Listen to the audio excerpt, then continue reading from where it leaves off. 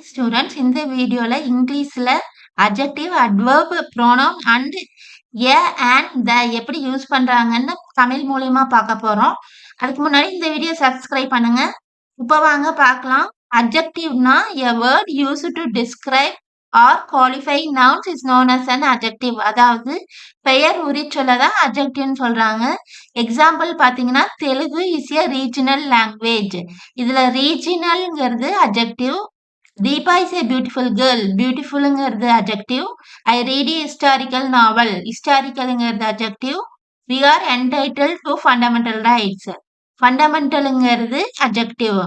Pronoun பார்த்தீங்கன்னா a word used in place of nouns is known as a pronoun. Example கொடுத்திருக்கேன். Example பார்த்தீங்கன்னா Deepa is my girlfriend. She is very beautiful. இதுல C stands for Deepa. அடுத்த example I visited Delhi. This is the capital of India. இதுல this வந்து டெல்லிங்கிறது குறிக்கிறது. Prasad is my friend. He is very kind.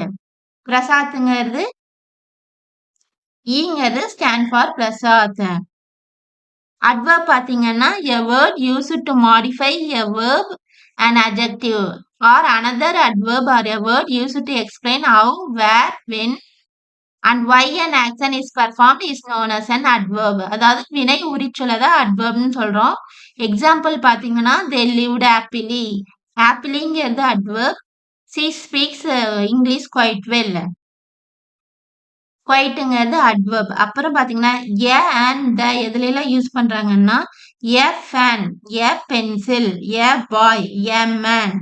இதுல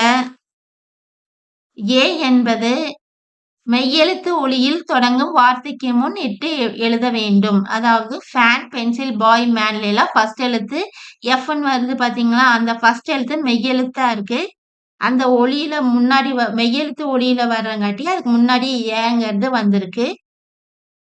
ஆங்கிலத்தில் ஆன் என்பதை உயிரெழுத்து ஒலியில் தொடங்கும் வார்த்தைக்கு முன்னிட்டு எழுத வேண்டும். இதுக்கு எக்ஸாம்பிள் பாத்தீங்கன்னா வவல்ஸ்க்கு முன்னாடி ஆன் வரும். an apple, an elephant, an idiot, an office, an umbrella.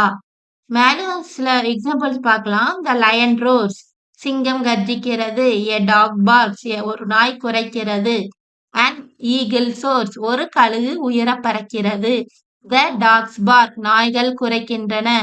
the donkeys bray, கழுதைகள் கத்துகின்றன. the elephants trumpet, யானைகள் பிளிறுகின்றன. A fox deceives, ஒரு நரி ஏமாற்றுகிறது. The foxes deceive, நரிகள் ஏமாற்றுகின்றன. A cow